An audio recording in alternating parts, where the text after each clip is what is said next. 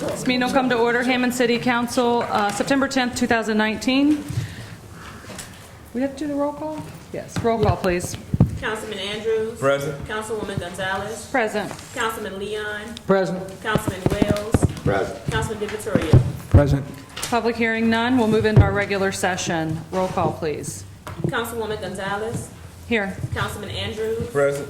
Councilman Wells. Present. Councilman DeVittorio. Present. Councilman Leon. Present. I'll ask you all to stand for our prayer, and I'll ask Councilman Andrews to lead us in prayer, please. Most precious, loving Father, we just thank you right now, Father God, giving you glory and honor and praise. Thanking you, dear Heavenly Father, that this is the day you've made. We shall rejoice and we shall be glad about it. So, Father God, we just thank you for your darling Son, who you allowed to die in our place for our sins. And so, with that, Father God, we are just eternally grateful and thankful. We ask that you continue to bless our police department, our fire department, continue to bless our city administrators right now, Father God, and continue to bless our council as we continue to move forward to advance our city. We just thank you that everything will be done decent, order, and pleasing, and in your sight, where you will get all the glory, all the honor, and all the praise. In Jesus' holy name we pray. Amen. Amen.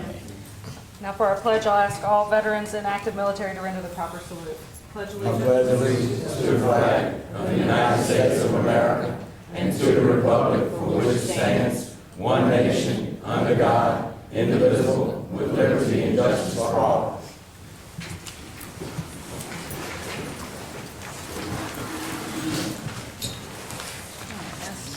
Now for council reports, anyone have anything to report? September 28th, over at the Rec Center, I will be hosting a teen youth summit in between the hours of 9 a.m. to 12 p.m. We'll be focusing on sex trafficking and on bullying and peer pressure, different things that the kids are facing right now. So we're looking at the age group of junior high through high school to come out on that day. We're going to have some speakers and presentations that will be done during that time. So come out, give us some support. Let's get behind our kids and show them that we care about them, where we can put them in the right direction. What's the date of that again? Sir? September the 28th. It'll be over at the Rec Center. Okay. I have something. Yes, Got Devon. a guest, Mr. Butch. Would you please come to the front?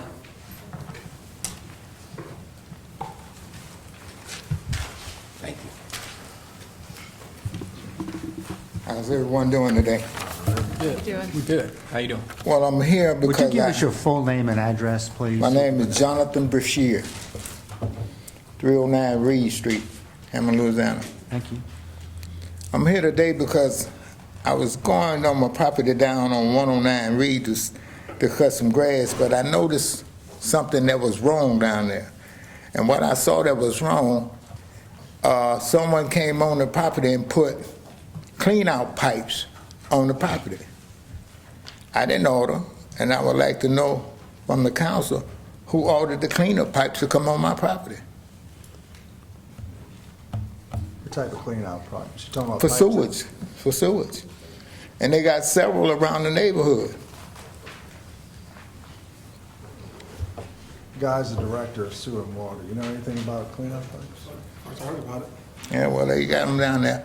In fact, Devon took a picture of the pipe that's down there, and it shouldn't have been there. Besides, I got no trespassing sign, keep out and all that around the property. And someone went there and put it there anyway. So do you know for sure it's the city that placed it there? I'm not for sure who it was. That's when I'm here to find That was out. 109 Reed? Yeah, Okay. And when did you notice this?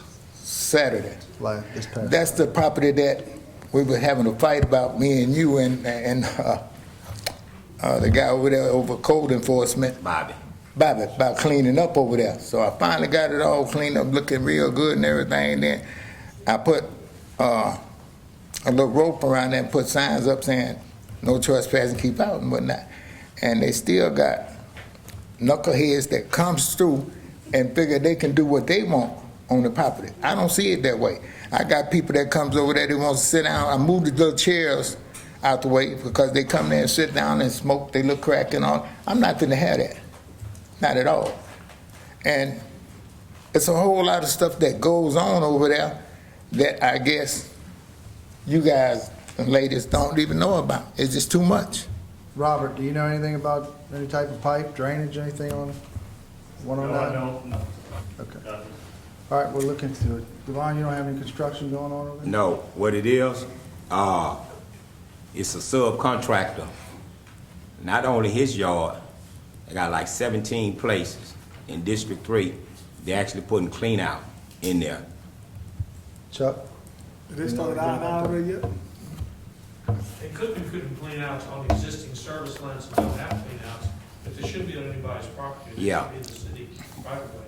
No, what it is, Can you check on that, Chuck? 20 feet onto his property, they put one. 30 feet on the daycare on Reed Street, behind it, they put one. 2 addresses from the daycare, they put one. And this was going on. And the problem, I went over to his place. He got a no trespassing sign. And this is how I feel. I'm not gonna go on nobody's property without a notice. If I call and ask the city to come do something, you know what the city tell me? We not allowed to go on your property. And so by the city telling me that they not allowed to go on my property, how the city was able to go on all these properties in District 3, and here, Chuck don't know nothing about it, Robert don't know nothing about it, Guy don't know nothing about it. Well, you just said it was a subcontract. Oh, okay. So we just Somebody gotta check hired the on- subcontractor. We gotta check on And so the subcontract. what's going on, I'm glad you said that. Guy and I, we talked yesterday, the day before, about some concrete was left on the job, another subcontractor. And the problem that I'm having, we hire these subcontractors, but who's checking behind them to make sure they doing the job right and cleaning up behind themselves? Who's overseeing that? Who oversees that with the Engineer, city? Chuck and Colin, huh? We hadn't started any rehab work in the district. All we've been doing is TDing and cleaning the underground sewer lines. That's why I don't know what you're talking about, we'll find What out. that was, Chuck, was that emergency repair on Mooney Avenue where the road caved in? And we brought them in and started that job early? You're talking about Reed Street. No, we talking about Mooney We're Avenue. talking about Mooney There was an Avenue. emergency part repair Yeah, on Mooney the Avenue, yeah. Yeah, It was an emergency, the line caved in and we called in Yeah. the sub for We that. cleaned all that concrete up About today. Reed Street. got all taken care of today. Thank you. Now, one other thing I have to bring to your attention is that they put a bulkhead right next to the canal, say like about 20-some years ago. Since that time, that canal has washed that bulkhead out. And I've been trying to get some sandbags or something over there to fix that problem. It's completely caved in where I've done hauled rocks, bricks, stones, anything I can put in there to stop it from eroding my property. It hadn't happened. What's the address on this? 309 Reed.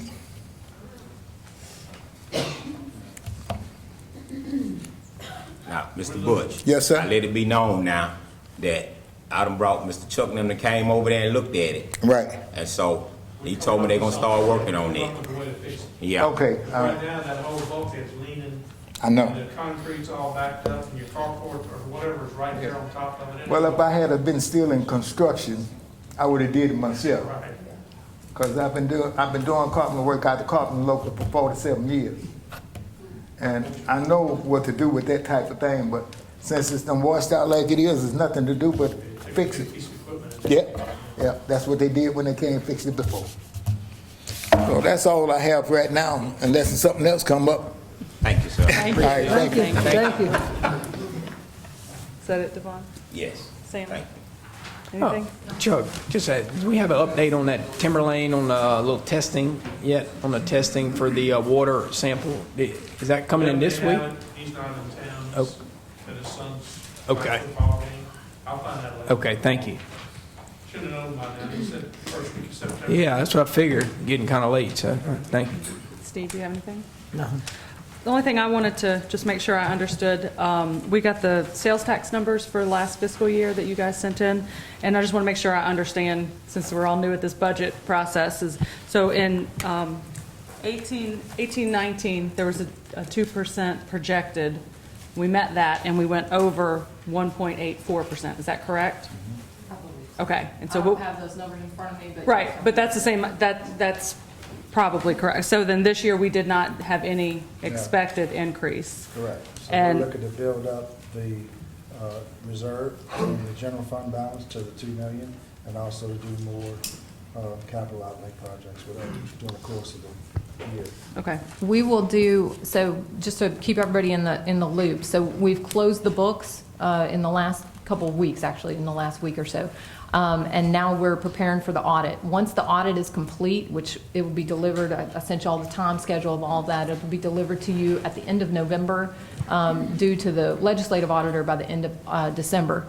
Once we do that, we do a mid-year budget amendment, because we'll have the final numbers, and those will be the audited numbers. So it won't be just what the estimates are and what all the projections are, it'll be the final numbers. Okay. We got one more. Tracy, when is that zoning in front of Villa West, when is that going to be put on the planning? Do we have a meeting yet set for that, for the planning? Not yet. We're working on getting legal descriptions and surveys and property owner signatures, basically doing title checks on each piece of property. Once we get that together, we'll put it on the zoning commission agenda, and then it'll come to you guys for your final approval. I'm looking at probably November for our meeting, which is the first Thursday in November. So by the time it reaches you guys, it'll be mid-November, end of November for final approval. Okay, all right, thank you. All right. Mayor, reports? First, we would like to bring Sandy Summers up with the Girl Scouts. Come on up, Sandy.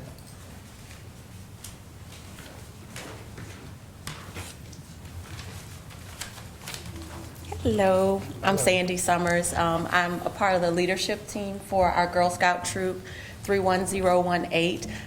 We're a multi-level troop with girls from kindergarten all the way up to 10th grade. But these are our juniors, and they have actually completed their Bronze Award. They've been working over the past few months on a project called, what's the name of your project? Don't Pollute the Boot. And they have completed over 150 community service hours, educating the community about leaving a light carbon footprint, keeping the community clean, and encouraging others to do the same. And so Girl Scouts Louisiana East, which is our region, recently recognized them for officially receiving their Bronze Awards. So we're going to ask the mayor to officially present, Lacey has them for you right there, to officially present these 4 girls with their Bronze Award. Miss Regina Adu, is that correct?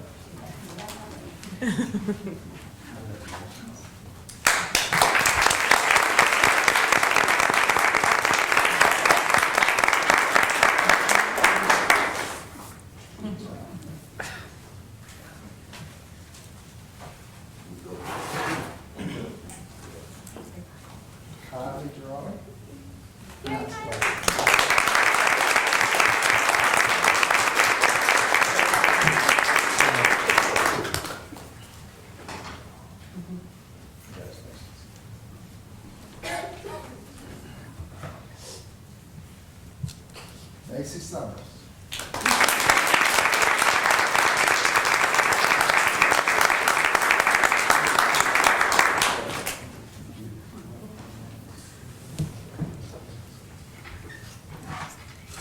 And last but not least, Brooklyn Warner.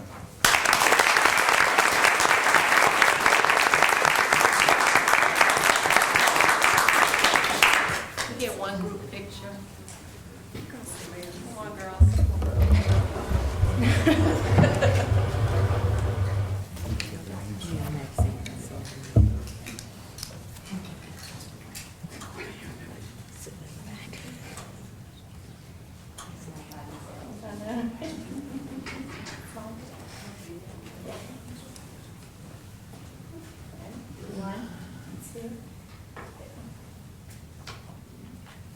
Thank you, guys.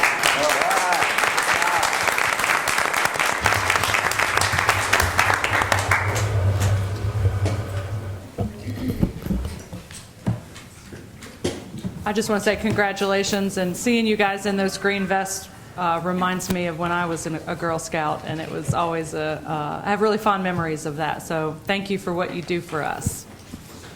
Definitely. Also, I'm proud to announce that Hammond is hosting Destination Downtown. And this is 3 states that participate in Arkansas, Mississippi, and Louisiana, and sponsored by Main Street programs of these 3 states. And they'll be here tomorrow through Friday. Over 200 participants, about 240, I think, that have already signed up, not to mention who may come tomorrow. Apparently, through this organization, what they've done over the years, this is the largest event that they're putting on this year with participants coming in. So which is great for our downtown because they realize how vibrant our downtown is and how much so many have done over the years to make our downtown what it is today. So we're excited about that. It's going to start tomorrow at the Columbia, and it's going to extend in through Friday. So very excited about that. Congratulations to the DDD and all they do. And thank you to tourism for what they're doing, and Columbia Theater and Southeastern as well. Now, when Kip and I went to the LMA conference, Hammond was portrayed as a jewel and a shining example of downtown development. So I know it's something to be very proud of.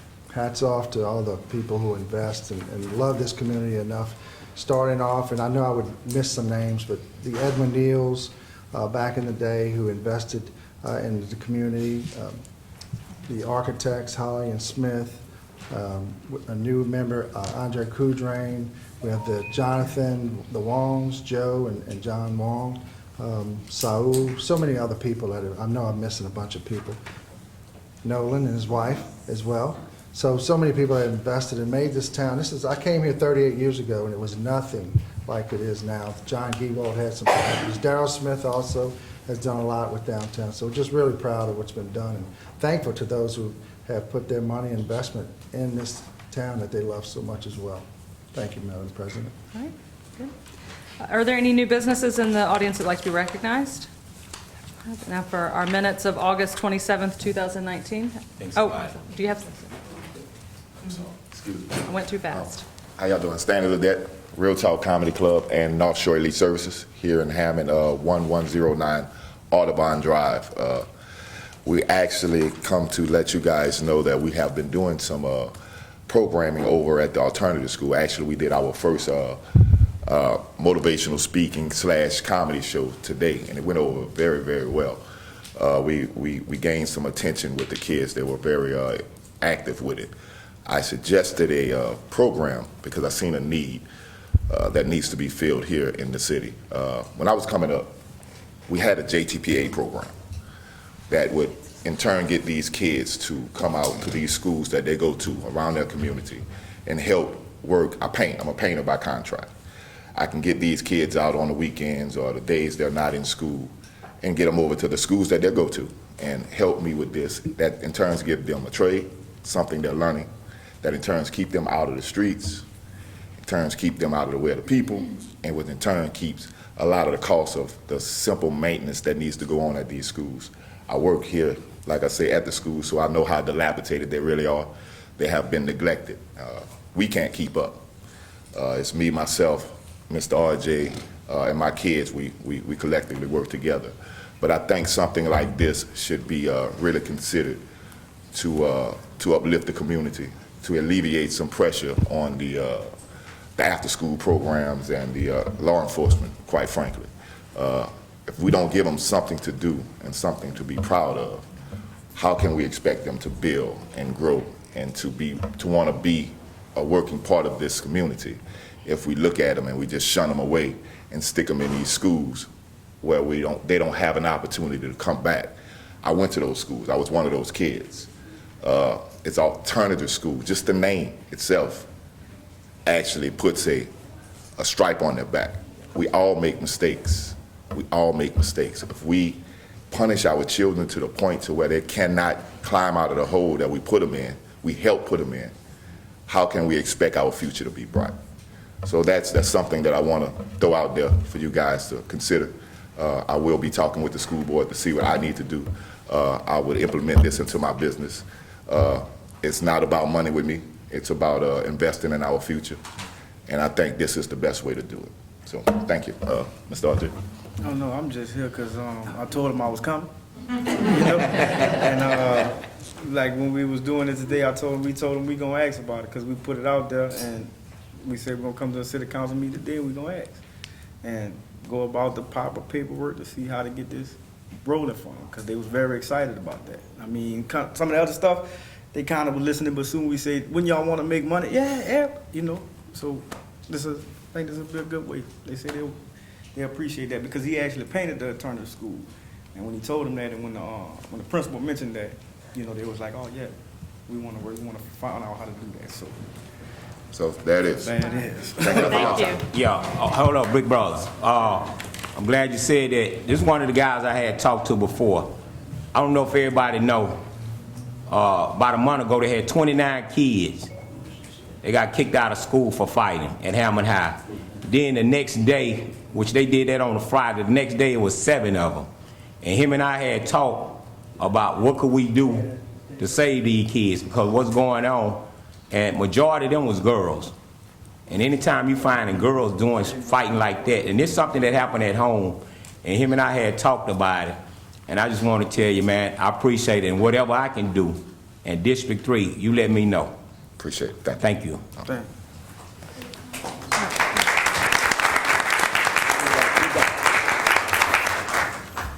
Salvador Nicolosi, 3607 Highway 190 West, Hammond, Louisiana. I want to just congratulate the city of Hammond for having a hot August night. It was fantastic. I know a lot of work from Lacey and the mayor and also the council. But Wayne Toops, which I don't know, a lot of people younger people don't know Wayne Toops, but I remember when he was coming up, and this guy really rocked Hammond. In fact,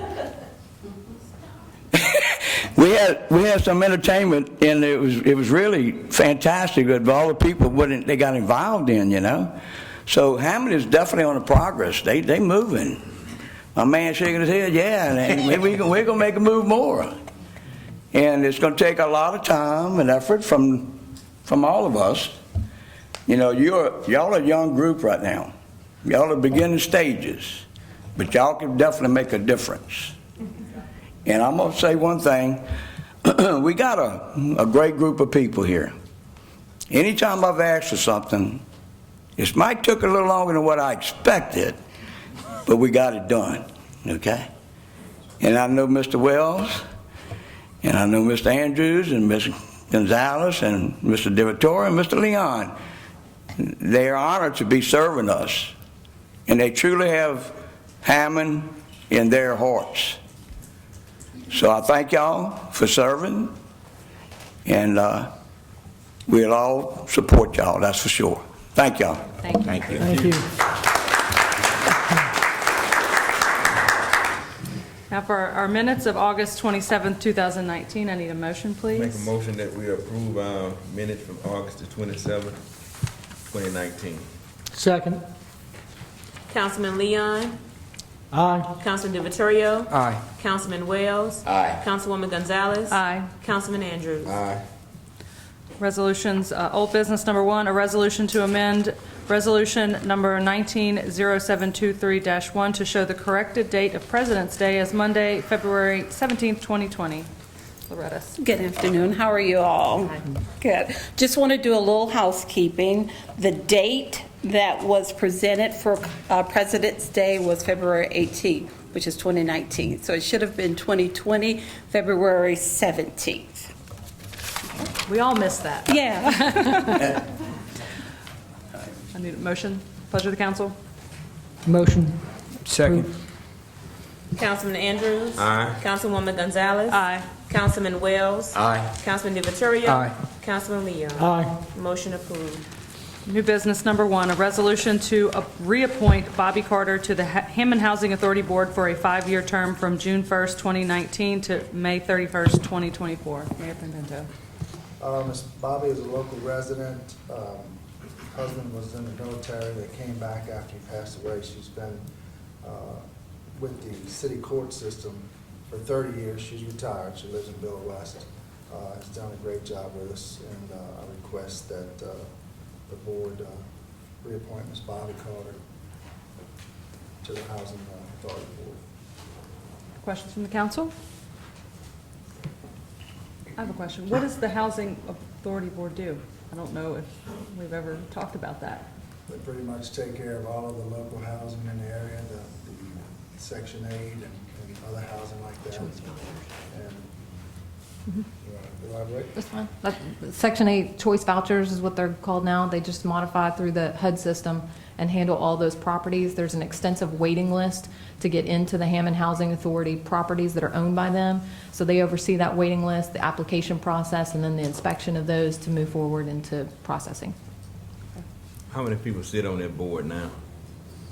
I want to say it's 5, but don't hold me to that. I think it's always an odd number, and I think it's 5. I have it on a spreadsheet that I can forward you in the morning. Is Ms. Carter here tonight? I do not see her tonight. No, she came by earlier this week, and then you received the letter from George Anthon, who is the chairman of the board, talking specifically about her service on that board and how helpful she's been to the board as a whole. Any other questions? I would just say we don't typically the reappointments haven't come in person, as long as we get their credentials to the council. Questions or comments? Pleasure of the council. Make a motion to accept. Second. Councilman Andrews. Aye. Councilwoman Gonzalez. Aye. Councilman Wells. Aye. Councilman DeVittorio. Aye. Councilman Leon. Aye. Motion approved. Number 2, a resolution to authorize the mayor to enter into a contract with Rail Technical Services LLC for railroad track bridges and traffic signal, and the estimated yearly cost at $30,000. Jana Thurman. Good evening. Our current contract will be ending this month, so we put out a RFP 20-06. We only received one responsive bid. We did receive 2 late bids that we did not accept, so we're asking council's approval for the mayor to enter into contract. Questions or comments? Anyone in the audience on this matter? Pleasure of the council. Motion to approve. Second. Councilman Andrews. Aye. Councilman Wells. Aye. Councilwoman Gonzalez. Aye. Councilman DeVittorio. Aye. Councilman Leon. Aye. Motion approved. Thank you, Jana. Number 3, appeal by Melanie Ricketts of a decision of the Hammond Historic District Commission for Kate Square Park new construction for restrooms that was approved on August 21st, 2019. Ms. Ricketts. Good evening, ladies and gentlemen. My name is Melanie Ricketts. I'm a local historian. I live in District 4 within the city limits of Hammond. I'm here to appeal the Hammond Historic District Commission's approval of an application from the city of Hammond for the construction of a restroom facility in Kate Square Park. I'm asking you to reverse the Historic District's approval of the project, as I believe it is not in alignment with the historic character of the park or of the Commission's responsibility to protect and preserve historic sites located within the boundaries of the Historic District. I would also ask that there be an opportunity for citizens to review and comment on the project, as they are truly the owners of this piece of very public property. The new construction project is a 148 square foot square brick structure housing 2 restrooms. The structure will be located in the southeast corner of the park near the intersection of Oak and West Charles Street, next to the existing gazebo. To accommodate the structure, a small but established live oak tree will be removed to be replanted later, and excavation for plumbing, drainage, and foundation work will occur near the root system of the larger established oak trees in the vicinity. The structure will also interfere with the view of the gazebo, which is a well-loved backdrop for graduation and other photographs. It's also a popular spot for birthday parties, family celebrations, and even proposals. I met a gentleman just this afternoon who told me that he had been engaged right next to the gazebo in Kate Square. And all I could think was, can you imagine of that couple going back to the spot and finding out that that area is now a restroom? Why spoil a beautiful corner of the park when there are other possibilities? According to the architect, this location was chosen by the mayor because of all the utilities converge at this spot. That certainly would be more cost effective, but wouldn't it be worth taking the extra time, care, and funds to determine what's best, not just what's most convenient? In discussing the location with visitors to the park, one parent also voiced concern that the location was too near the most heavily trafficked intersection near the park, and other areas might be more ideal for safety. We're talking about changing the way the park looks and functions permanently, and I believe the residents and park visitors should have a say in what that future should look like. It's also very concerning that residents that live on or very near the park are most likely not aware of the changes that have been decided without their knowledge or input. Think of the time, money, and energy you put into your own home. What if one day you woke up and there was a public restroom feet from your front door? Would you be okay with that? Residents around the park have to follow the Historic District Commission rules and guidelines before they make any changes to the exterior of their homes. Shouldn't they be at least extended the courtesy of having some kind of input into the changes that will affect their view and their investment? I voiced this concern in Historic District meetings and asked where residents would have had opportunity to see or have input on the project. I was informed that the project had been included in the city budget that had been approved by the City Council. So basically, you guys approved this project, this restroom that's on the corner of the park. In reviewing the city budget, the only mention of Kate Square that I could find was on page 95, where it talks about playground improvements as synthetic turf, etc. Which It's not in this budget. It was in last year. Okay, so it was in last year's budget, so this council... We'll go over the timeline. Okay, excellent.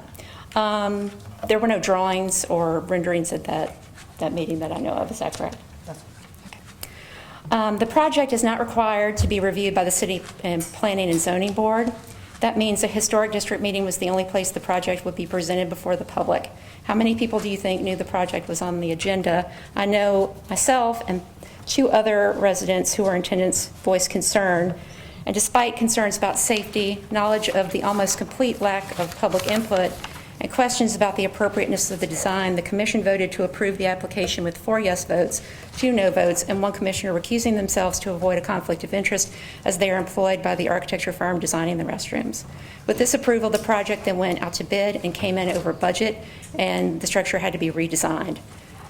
This time, with even less public input, the Historic District again approved the design with 4 yes votes. And that's when I decided to file this appeal. And I'm asking you again to reverse the Historic District Commission's approval based on its not being in alignment with the historic character of the park or the Commission's responsibility to protect and preserve not only the historic structures, but sites located within the boundaries of the Historic District. That could allow time for a more suitable design. And when I say that, I don't mean that in a derogatory way towards the design. This is not the original design. This had to be revised because of budget. It would also allow the project to possibly be vetted properly by the community. Some people will tell you that scores of people are asking for these restrooms, but I doubt those people understand where or what they will look like or the visual impact it will have on the park. The administration's job is not to blindly meet demands, but to carefully, thoroughly, and thoughtfully gather data from residents and make decisions that are in the best interest of all of our citizens and the special places like Kate Square that make Hammond the wonderful, unique place for all of us to work and play together. Thank you. Thank you. Do we have a design of that here tonight of where, what is it going to look like? I mean, I don't think I've ever seen it. I mean, maybe it was sent to me and I didn't. It was sent to you. Okay. The link was sent to you. It's been out for bid. And so there's a link on the city's website right now to that design, and the overall design. I know, Pierre, did you bring plans? Do we want to pass those around too? There's an aerial going around of the actual location, and then I have several other points to make. So, and how much was this, how much should we budget it for these bathrooms? That's also on your sheet that was emailed to you. That's on the front of your, under number 3 on your binder. You probably know the number, don't you? I mean, do you know It's how much it was? 200,000 right now. 200,000 for two bathrooms? No, for 2 parks? restrooms and for the Martin Luther King project. So we combine the 2. If you would like, I can go through the whole timeline, and then Let's do that. Let's save Yeah, questions let's- for after. Lacey, if you want to come up and respond. And then, of course, Ms. Ricketts, if you have other points to make afterwards, you can come back up. First and foremost, it was not a convenient thing. Miss Ann, that lives right across from the playground, had mentioned that she didn't want to look out of her door and see a bathroom. The only way you're going to see that bathroom is if you're at 113 and you're looking at the gazebo. You won't see the gazebo from that point of view. Where the neighbors that live in the Patnott house live, that is in the right corner. I don't even think you can hardly see past the light that's blinking in the tree that we took out. So this is the only park that does not have a restroom. In that entire park, there's no better place to put this restroom, truthfully. It's not, and for people who have children that go to these parks, it would be nice to have a restroom. They're going to PJs, they're going to businesses which have asked, please put a bathroom there. These bathrooms are opened at dawn and locked at dusk. They cleaned. We had portalets all throughout this city's parks for years. And I've been dying to get these parks in shape with bathrooms. We have 2 parks left. Martin Luther King's going to get started soon. Devon's working on his park. We need bathrooms there as well. Jackson Park has bathrooms. This is the only park that doesn't have a bathroom. Lacey will give some stats on people that she's talked to as well, but this isn't something that was just thrown out there. This is heavily thought out, and it's something that's needed in that park. Sal, let's let Lacey respond first. Yeah, that's fine. And then we can have public That's fine. input.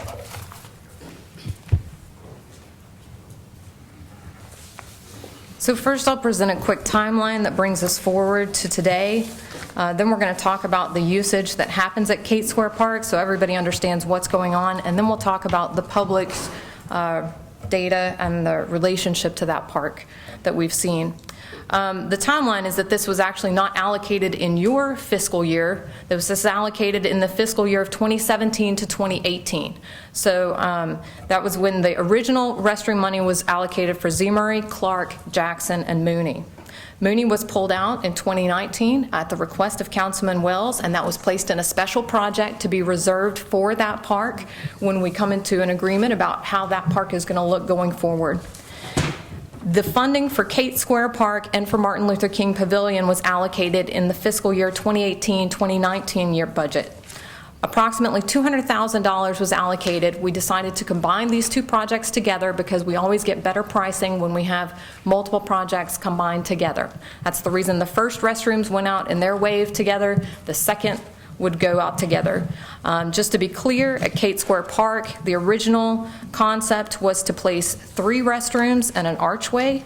The project was scaled down from that to only place 2 restrooms that are not gender specific. They are 1 stall that you walk in and you walk back out. Each stall has its own sink, so it's just a 1-person enter and lock, and they leave and they're finished. So how many people can go to use the bathroom, like at once, I guess? You got two people can go to the restroom. 2 women, 2 men, or no, 2 total? there are 2 total restrooms. Okay. 2 total restrooms, and they're single use. So basically, you bring a child in, lock the door behind you, take care of your business, and then you're safe, people won't walk in and out. So no, we're putting the restaurants we're putting in now across the city have no stalls as far as we used to see back in the day. These restrooms are based Safer. on best practices that are followed throughout the nation now in terms of the best practices that we can find to enhance safety, to enhance the way that they fit within the park. The construction of that was taken into consideration by the architects. It was taken into consideration the placement of that. Some people asked why it wasn't placed at Oak and Robert. Well, that, if you remember, the DDD did a big investment in Kate Square Park a couple of years back, made that a formal entryway into the park. They moved all the statues over there. They installed brickwork and fencing and special landscaping to make that the entryway. I seriously doubt we want to just go move all that to install a new restroom structure. There was also questions about why that restroom wasn't matched up right into the gazebo. How come we couldn't put it right there next to it or right there behind it or somewhere around it?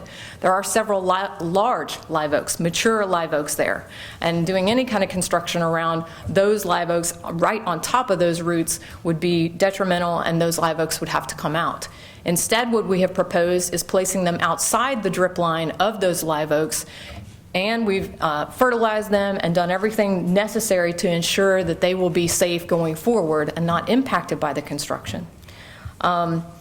Just to highlight, yes, originally these bids came back. March 14th we only had 2 bidders submit, and on May 17th we informed the council that the bids had come in over budget. On May 28th at the council meeting we rejected all the bids due to them being over budget. We went back to the drawing board with the architects and revised the plans. Kate Square, like I said, was revised down to be 2 restrooms only, and then the Martin Luther King plans were also revised down to retain the 2 restrooms that are there, but to bring them up to ADA compliance and to update them as needed, and then to do the full roof addition and the expansion of the pavilion, which was the main focus and improvement to Martin Luther King Park. On August 22nd, the revised plans began advertising. On August 30th, an email was sent to the council with a link to the plans and the updated project timeline. We also asked to forward, to anybody we knew who might be contractors willing to bid on the project so that we could get more people interested in the project and get better budgets. Right now, the bids are due on September 19th. That's pending any addendums to the bid. And then after that point, we would close and then come to the council and see where we are with funding and with the bid opportunity. The second thing that I'll point out, this is after the paper-clipped information. There's another big, large packet, and there's a table like this describes the Kate Park usage. A lot of people may not realize how many people actually reserve this park routinely. Over this current year, we've had 44 different reservations for this park. That's almost one a week for the park. And there's a huge variety of activities that go on. There's birthdays, weddings, gender reveal parties, graduations, Easter egg hunts, movies in the park, picnics, family reunions, runs, lots of nonprofit runs, memorial events, whether that is the POW MIA ceremony that comes to use this park year after year. I will note that they sent an email supporting this project. The Play It Safe event, huge event, put on by North Oaks Park with lots of our other nonprofit partners coming in and lots of our other entities coming in. They have sent an email of support of this project. North Shore Families Helping Families, another run, they have sent an email supporting the project. The Hammond Rotary Club that does the movie night and that also sponsors the Christmas parade, they have sent their support. The Hammond Fire Union just sent an email at 5:23 today indicating their support of this project.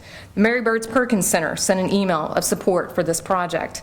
The Boy Scouts sent an email of support for the project. The American Legion sent an email of support for the project. All these different events happen in this park. It is critical to our success here in downtown and to moving forward. One of the things that has been noted by planners over the last 10 to 15 years is some of the best things that you can do to improve your downtown is to have public restrooms. They must be safe, they must be ADA and accessible for all to use, and they must be clean. Well, we've taken all that into consideration. We've got a special design for Kate Square Park restrooms. We found the right location for them, and we know that we already take care of the restrooms that are in Martin Luther King Park, that are in some of our other locations, with our parks staff to come in and clean them daily. They open them in the morning, they close them at night. Nothing is left unlocked overnight, as the mayor described, and we have found that this is our best way moving forward. We don't have police incidents in those restrooms. We don't have those kinds of issues, so we believe that based on our track record of how we have maintained those other restrooms, we can move forward in a positive direction to handle these restrooms.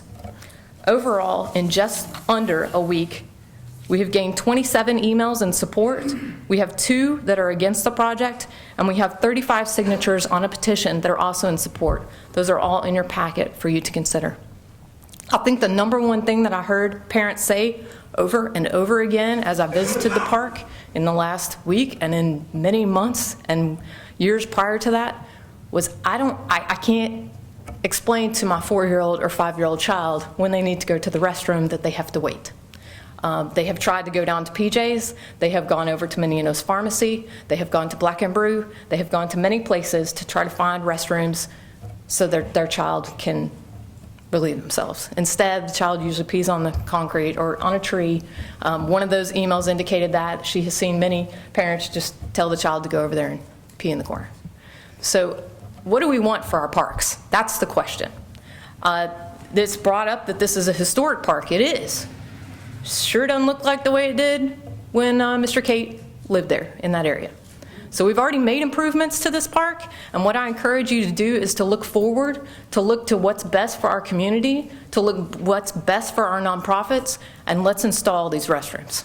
I wanted to ask one thing. I've heard you bring up before about the porta potties, about being an issue or whatnot, about having a call and tell them to come pick it up. But, I mean, I don't know, I may be mistaken, but 2 bathroom toilets for big events, you're not going to have to call in porta potties for extra bathrooms anyways? I mean, you won't be able to suffice with 2 toilets for big events, no porta potties. I do believe that they may include some more porta potties, but in general, all the big runs that have come out there, they have brought in 2 porta potties. That's also special events. Yeah. In the regular course of the year, with people normally using the park, Monday through Sunday, 2 bathrooms should suffice.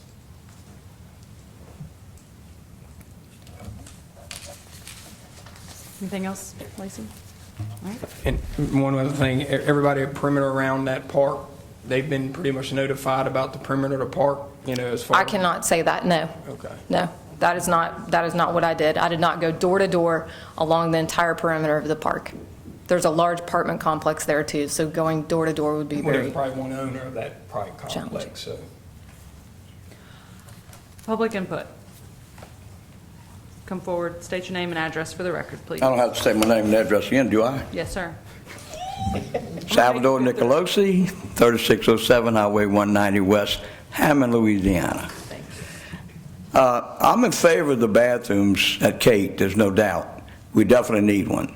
My concern is that whenever you set up these facilities, I don't know if y'all been noticing, if not, the people that are coming through Hammond now, there've been quite a few people out on Highway 190 West. There's been quite a few people over at Walgreens. There's been quite a few people walking the streets here lately that is not of this territory. I'm concerned that they're going to be using these restaurants, utilizing them, and I have a concern for the city, the liability that they might have with these restrooms. I mean, we definitely need the restrooms for the, for the facility. But the concern right now, and I think the police department, I think the fire department, and I think the city of Hammond has to get ready for something that we not have ever dealt with before. You got a lot of homeless people, whether we know it or not, living in Hammond. I know in the area there's at least 10, 15, 20 people that is living under the bridge. Now you go down 190 West, and you every day, you got panhandlers out there. Mr. Leon knows. He's passed through there and seen them. I've gave them money, mainly because someone said they're veterans. But my concern is that how is the city going to protect themselves if these people start coming into the park and laying around and stuff like that? The city police department now have their hands full already. I've had a few incidents in my neighborhood. The police departments came out, but I'm going to be honest, they haven't done their job. Now, I was interrogated like a criminal, and I didn't appreciate the police department and the people that was doing this. I had a wallet stolen. They reported it. I called my credit company.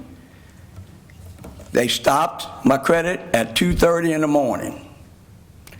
Between 1:30 and 2:30, they charged $180 at one store. One. Between 4 to 6 hours, then they charged over $800. Now, I called the police, they investigated, they wrote it up. 2 weeks later, 3 weeks later, I went by and questioned them. What's going on? Well, I never got any good answers. We got a warrant out for their arrest. Well, there's thousands of warrants out for people's arrest. But I don't know if it's the Mr. Mayor's got to sit down with the chief of police. Can we stay on topic here with the... Okay, I'm sorry, but I'm just speaking my piece at the moment, okay? I understand, but we're talking about this issue right now. I understand that. And the president of the council, I understand. I just want to express this at the moment because we have a lot of people here at the moment, which I'm quite surprised. Who want to speak, so we need and that's right. Move forward. And I will. All I'm saying is that we need to be aware of what's coming into the city of Hammond. Thank y'all. Thank you. Next. please just come forward, whoever. Thank you.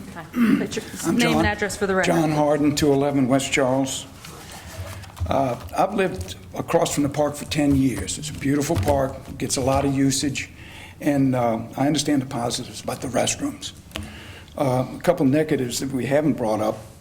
Public restrooms, sooner or later, are going to attract a certain criminal. Like this gentleman just spoke about, we got panhandlers and homeless people that are sleeping in the park sometimes now. If you facilitate restrooms, it'll create more people doing the same thing.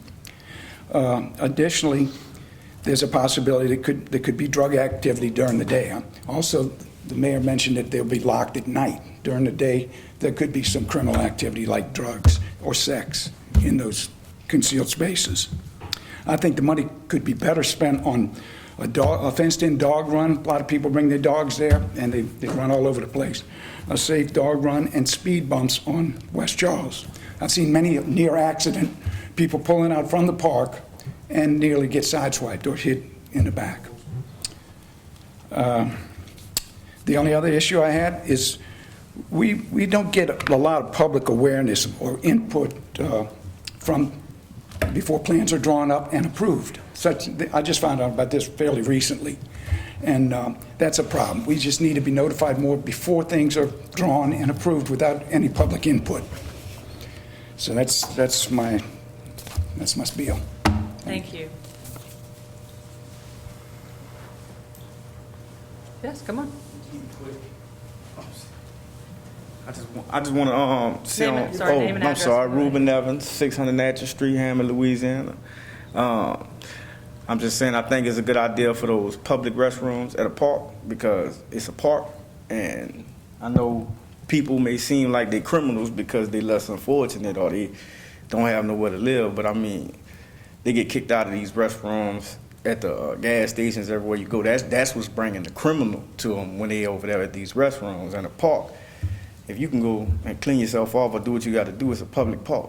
I mean, that's all I want to say. I mean, to put that as people criminals because they're homeless or it's bringing on criminal activities, that's kind of, I ain't going to say I'm going to say the word crazy. That's kind of crazy to me. But, you know, this is a good city, like the city of Hammond. I mean, yes, because I took my kids out there before, and I was like, where the restaurants at?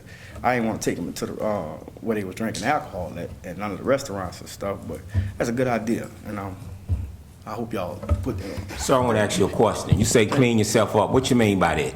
Clean yourself up. Like they may have a baby wipe or something, or they may need to just wipe their face off. You talking about an adult or a child? Adult, a homeless adult, you know? They can't really go into these these places because they know them so well. Like they know they homeless and all that. But I mean, a public park, if they go inside of a facility by themselves, like you said, they're just gonna be. They can use the face bowls and whatnot and get themselves together. That's what I'm talking about. Like wash your face, brush your teeth, that type of stuff. All right. Thank you. Thank you. Next.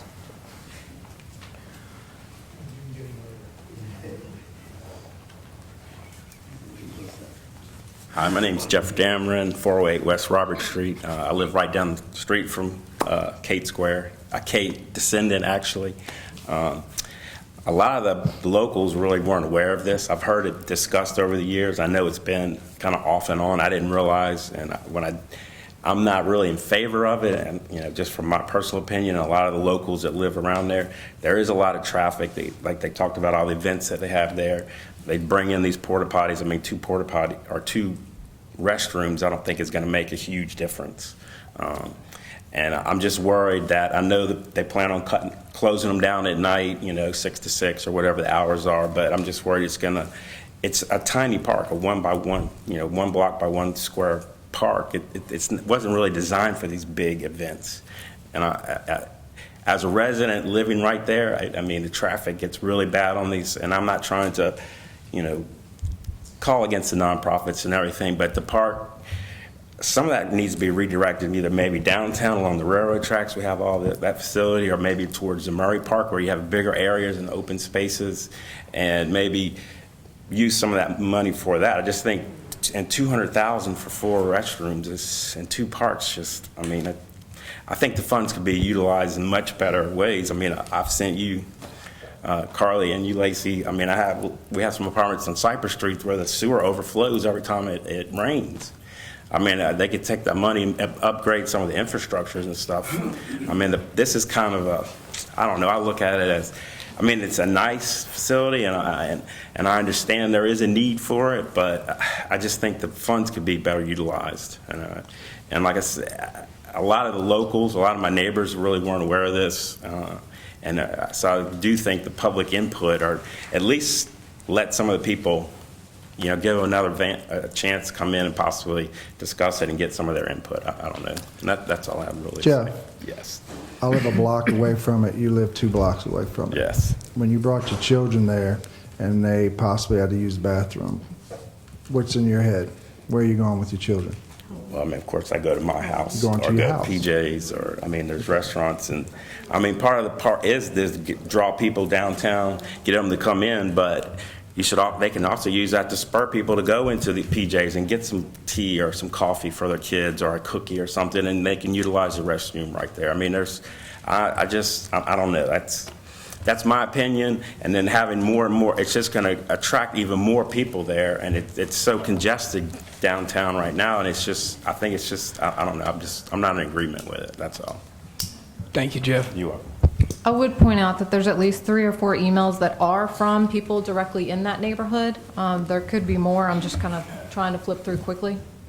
I also want to note that it is not $200,000 to build only 2 restrooms. It is $200,000 to build 2 restrooms in Kate Square, and it's also to replace the entire roof at the Martin Luther King Pavilion and expand that pavilion into a larger area. Do we have a breakdown on that? Do we know, or do we have it in a group fund? I mean, we keep hearing 200 for groups. Do we know if it's... They're bidding one as the alternate, one as the main, so we will have that breakdown for you. It's really going to depend more on how the contractors read the projects. Okay. We have originally, Kate Square Park was allocated $80,000 and Martin Luther King was allocated $120,000.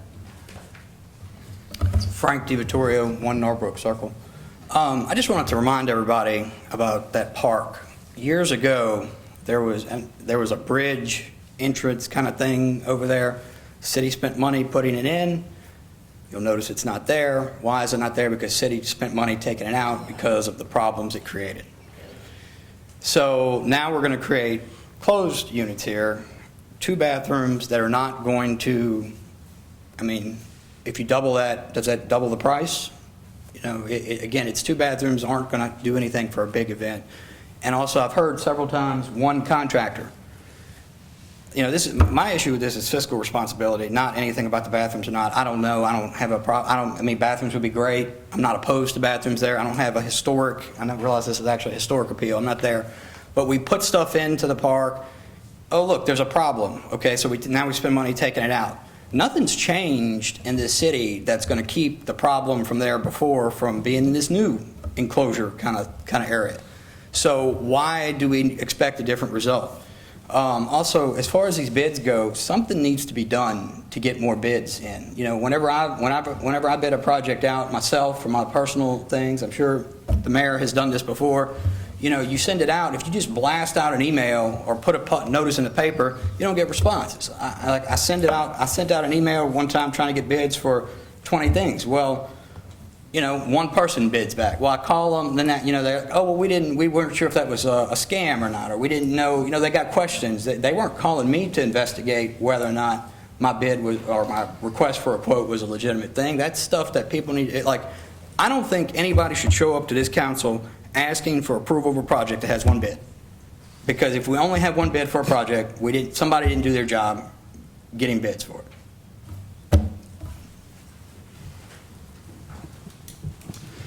Well, when you're dealing with public funds and public bid laws and what have you, you go through the process of putting it out there. You and I both know that we know enough folks out there that you can call, and I'm sure Jana does that as well, especially the local folks. You can't force people to bid. You're correct. You cannot force people to bid. The public bid laws are a minimum requirement, aren't they? Minimum. You have your minimum. There's You a can go set beyond amount of the notice you have to do. There's nothing to say. You can go beyond the public bid law. Right. So you can. There's nothing in the public bid project that stops you from picking up a telephone and calling people, sending emails, following up with emails. Well, doing that's that. what we do as well. Well, you should be able to get more than one bid. Expand the bubble.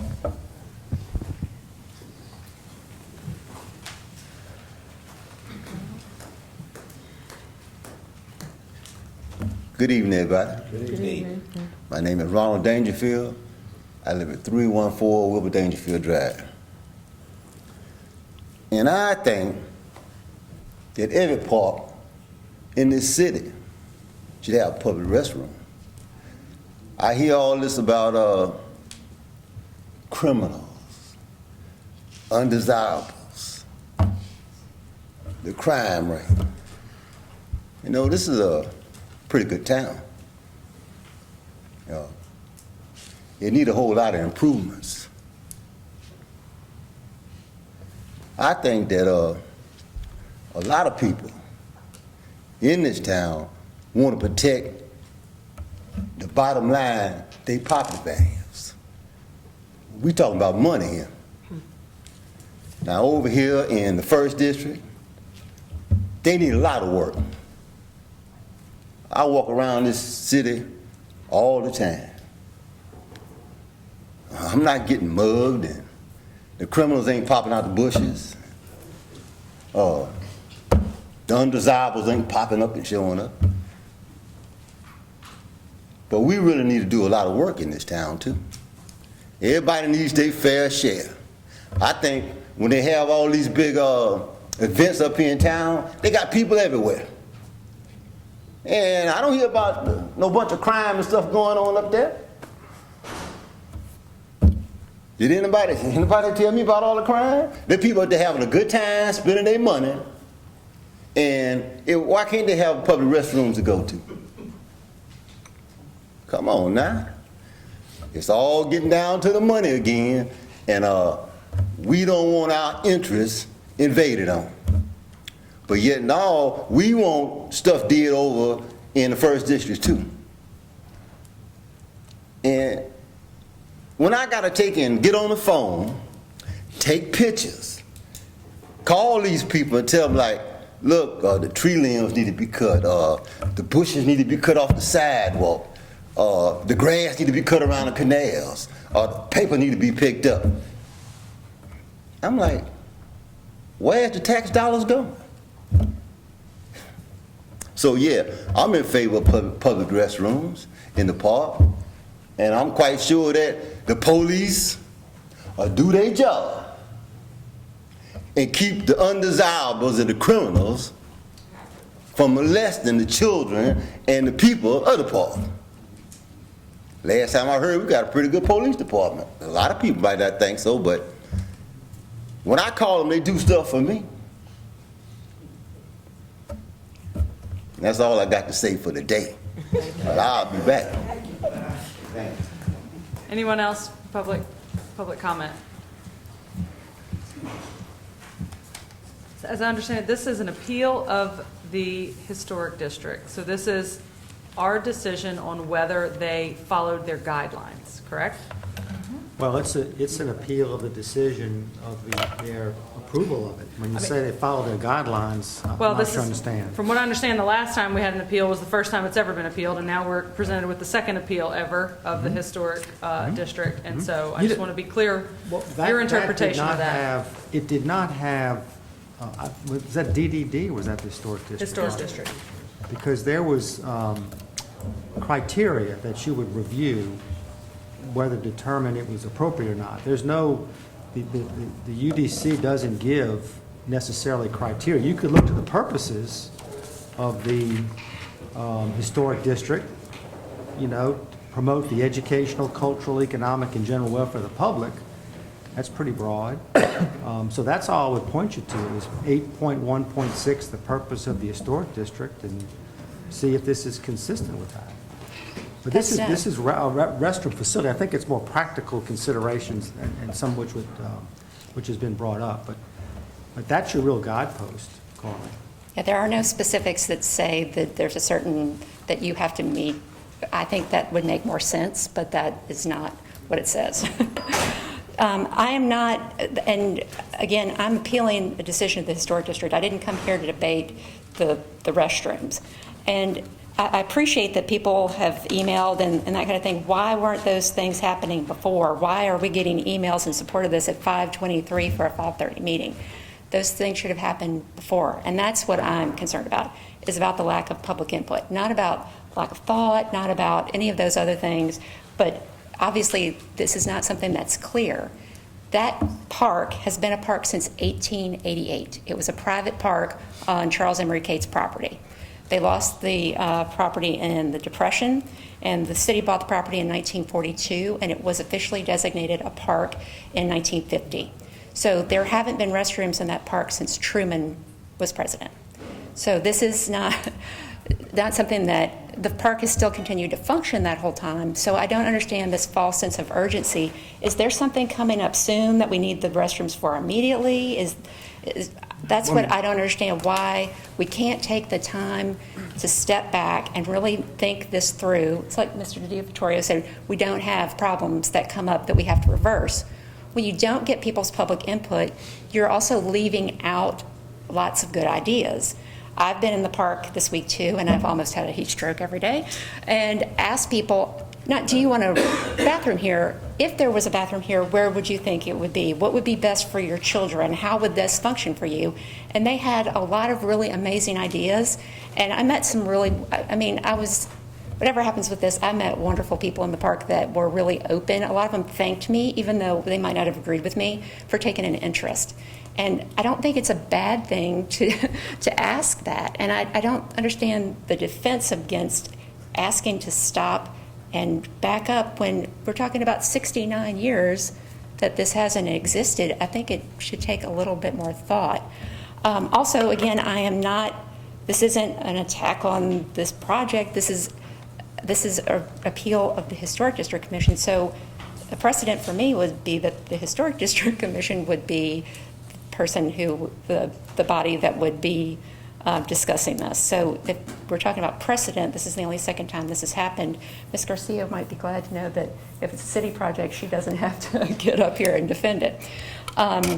So that it's really just about public input and really thoughtfully integrating this into the park, because the way that park looks is really important. A lot of the people I talked to a lady named Zoila, who was from St. Bernard Parish. She lives in Livingston. She came here after the hurricane, and she comes from Livingston Parish to go to the park here. And she said, I take pictures of this park and I send it to friends and say, this is what the American dream looks like. And I think about when you Google Cates Square Park, the first thing that comes up in the images is the gazebo. And having that spoiled without people knowing that that's going to happen really concerns me. And another precedent for appeals is that people bring props. So I brought a prop. I've swiped this off a friend of mine's wall. This is a painting that she has of the gazebo in the park. This view, this historic landscape is important to people. And I think by just saying people want something without asking them what they want and how it will work for them, we will be creating something that even the people who want it, it doesn't work for them. And I think that that's a mistake. And I think that it's our civic duty to make sure that those things don't happen and to come to these meetings, which I do not enjoy, and ask pertinent questions. And I thank you all for taking the time to listen. Thank you. Thank you.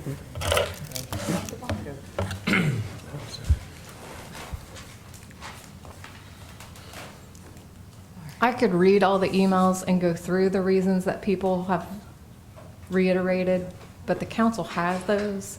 I think the biggest things that we've shown is that this hasn't been, and even Ms. Riggins just acknowledged, it's not that we were just casual and thoughtless about where the restrooms were going. It's not that we were casual and thoughtless and said, oh, the restrooms that are appropriate for one park should just be duplicated in every park. This park has been thoughtfully designed by our local architects to ensure that the architecture that is built there, the structure that is there, complements the park. If we wanted to say, well, there haven't ever been restrooms, well, we could take that argument to the whole city. There weren't sewer and water lines when the city was first established in 1889. Should we put them in? I don't know. I think most people like having those. So it's a question of, do you move forward with progress which is most appropriate for your community? There's been discussions about moving some of these events to other places. Well, we've done that on occasion when it's more suitable to those locations. But we're also not here to exclude people from a park. We're not about a community that decides who gets to go to the park. It's a public space, and it's a place where we want people of all backgrounds and of all ages and of all abilities, and those who have kids and those who are old and those who are young. We want them to come because the parks are one of our last places that people can truly come, and just like what Melanie's talking about, talk to one another and talk about real things. And we want that. These restrooms also facilitate that. They help people stay there longer. They help people enjoy the park. They don't make it an urgency to try to figure out what you're going to do next to help a small child go to the restroom or to help an older adult go to the restroom. They make it a place that's welcoming. They make it a place that improves our downtown, and it moves us forward to align with what we want to do as planners and as thoughtful adapters of how we move Hammond forward.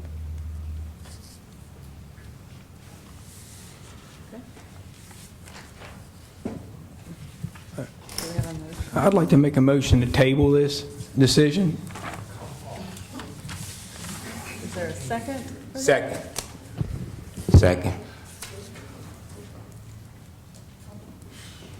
Councilman Andrews? Aye. Councilwoman Gonzalez? No. Councilman Wells?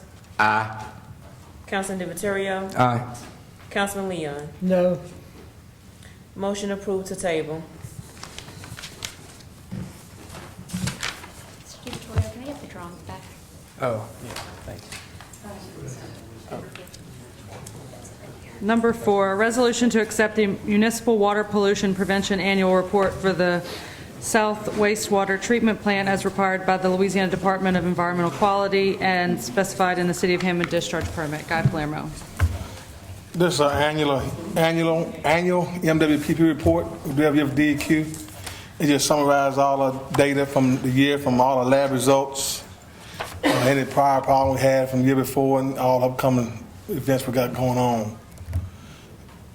Did y'all accept this? We get the DEQ. Are there any questions or comments? Make a motion to approve. Second. Councilman Wells? Aye. Councilman DiViterio? Aye. Councilman Leon? Aye. Councilwoman Gonzalez? Aye. Councilman Andrews? Aye. Motion approved. Number 5, a resolution, 1, accepting the litter cleanup supplies affiliate grant valued at $633.98, and 2, authorizing the mayor or his designee to complete and sign related documents. Charles Borchers. This one's pretty simple. Gloves, T-shirts, safety vests, I think. We put in a small application based on what Keep Hammond Beautiful indicated their needs were. We were successful in getting that grant, so it's just a matter of accepting the terms of that grant. Questions or comments from the public or the council? Pleasure of the council. I make a motion to accept. Second. Councilman Leon? Aye. Councilman DiViterio? Aye. Councilman Wells? Aye. Councilwoman Gonzalez? Aye. Councilman Andrews? Aye. Motion approved. Number 6, a resolution, 1, supporting the submission of a $15,000 Kaboom Let's Play Community Construction Grant application for a new playground at Kate Square Park, and 2, supporting a cash match of at least $24,000. Charles Borchers. This is one that we've come to the council with before. We've been trying to find funding for a new playground structure. I think as I indicated last time, we've come up with a preliminary design that could fit in the space that is currently reserved for the playground or could complement that space. I know Ms. Gonzalez has seen those designs. I think I presented them at the last time we came before you. We have an opportunity to apply for this Kaboom grant. It's due Monday, so we're hoping that you guys will approve us getting the application out. This is just an application. Doesn't mean that we're going to get the funding. We hope we will, and if we do, we'll come back to the council, and of course we'll start our community outreach campaign to get input on what the community wants. We've already had conversations with a lot of people. We'll definitely need that. Yes. Obviously. Is this cash match, does it come from the cash match fund or from the money that we allocated? It could come from either. We do have funds in the grant match fund to cover this. So depending upon where those funds that are allocated for Kate Square Park improvements end up going, this grant could be supplemented by, or could supplement those funds, or we could plug in grant matching funds. Any other questions or comments? Who's Kaboom affiliated with? They're a nonprofit, a national nonprofit. They partner extensively now with Keurig and Dr. Pepper, merged about 2-3 years ago. So it's now Keurig Dr. Pepper, I think is the official name of the company. That's their main sponsor. And we've been very successful. I think it's 5 or 6 now, Kaboom grants that we've received. 3 playgrounds, exercise equipment for outdoors, and then 2 types of interior playground grants. That's in North Oak Park. Isn't that where we did that? That's one. North Oak Park, yes. North Oak Park, Jackson Park, and the original, not the original, but the 5 to 12-year-old playground at Murray Park were all done with Kaboom grants. Motion to approve? Second. Councilman Leon. Aye. Councilman DeViterio. Aye. Councilwoman Gonzalez. Aye.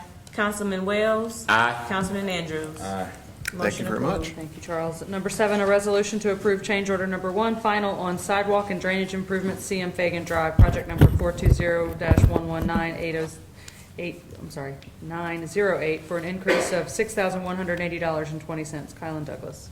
Afternoon, Mayor and Council. This is for a decrease in the amount of $6,180.20 for the work done on the sidewalk and drainage work done on the south side of CM Fagan Drive. As you see, if you ride by, the new sidewalk and handrail installed. The contractor was Wainwright Construction, did a great job throughout the process. What happens to the decrease, the money? Does it? It goes back to the surplus funds that stay in the capital projects, and then if they are allocated again, it would be under council authority. Any questions or comments from the council? Pleasure of the council. Make a motion to accept. Second. Councilwoman Gonzalez. Aye. Councilman Andrews. Aye. Councilman Wells. Aye. Councilman DeViterio. Aye. Councilman Leon. Aye. Motion approved. Number 8, a resolution to accept work as substantially complete on sidewalk and drainage improvements, CM Fagan Drive, project number 420-11908, commencing 45-day lien period and withholding 10% retainage. Kylan Douglas. This is for the same project. This will start the 45-day lien period as noted. Me, Mr. Chuck, and City Representative Robert Morgan had a walkthrough with the contractor, and all punch list items have been approved, have been done, I should say, and this will just begin the lien period. Questions or comments? Pleasure of the council. Make a motion to accept. Second. Councilman Wells. Aye. Councilwoman Gonzalez. Aye. Councilman Andrews. Aye. Councilman DeViterio. Aye. Councilman Leon. Aye. Motion approved. Thank you, Kylan. Motion to adjourn. I need a second. Second. All in favor, say aye. Aye.